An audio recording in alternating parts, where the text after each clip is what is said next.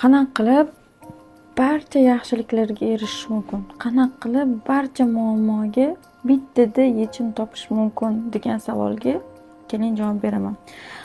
Tasavvur qiling, mana bu joyda sizsiz va bu joyda sizni qalbingiz og'riyapti.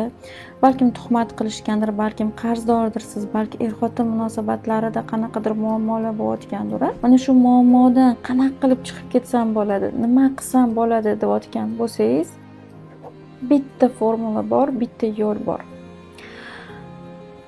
Kimgadir qo'lingizdan kelganicha, qodir bo'lganingizcha yordam qiling.